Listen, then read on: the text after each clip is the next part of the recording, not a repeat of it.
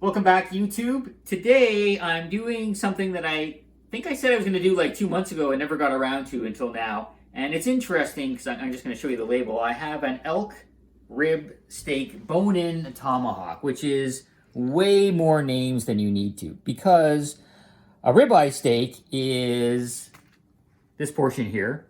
A rib steak is a ribeye with the bone cut off somewhere around here somewhere. And then the tomahawk is a ribeye with the bone not cut, or not cut as much, so that we have a long handle and it looks a little bit like a tomahawk axe. So the name is, you know, if you just said tomahawk, that means exactly the same thing as an elk rib steak, bone in, long, and shaved off a little bit. Anyway, so we got a ribeye. Ribeyes are fatty, right? They're about 70% fat generally. This one looks a little bit lean for most compared to most ribeyes, but it's got obviously some chunks of fat in it, so it's a fattier meat. And one of the most delicious cuts of meat that you can get is a ribeye or rib steak. My favorite, one of my favorites. I normally get ribeyes that are like, you know, 1 pound to 2 pounds.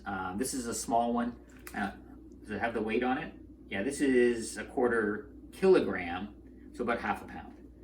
It's a little bit over 1/2 pound, a little bit small for me.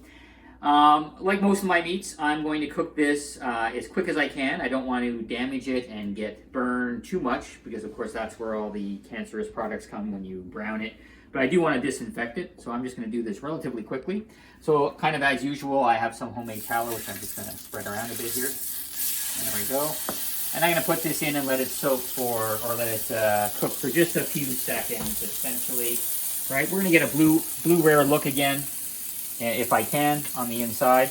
Now, the only issue with the tomahawk steaks sometimes is that the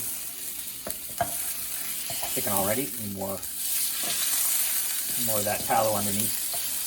Sometimes it's hard to cook around the bone if there's meat that, now this one it's going to be okay. If I turn this, I'm going to be able to turn it and get the edge here. Sometimes the edges can be hard to get, like here. I can't really cook this inside edge because I can't get the bone to touch the frying pan. But otherwise, you know, it's just fine.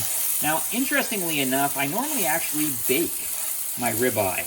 But I have bigger ribeyes, and because they're bigger, I can slow cook them a little bit more and not cook the inside.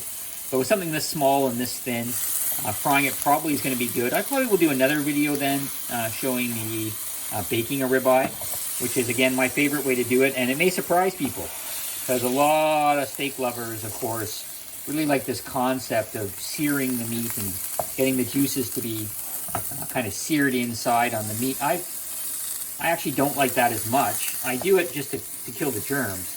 Right? If I could eat it raw, I would.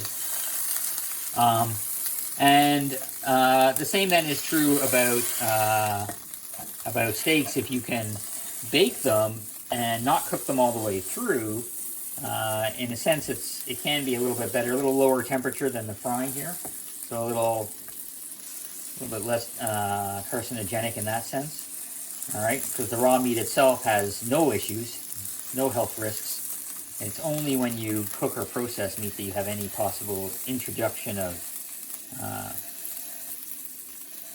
anything that could cause problems to your body, right?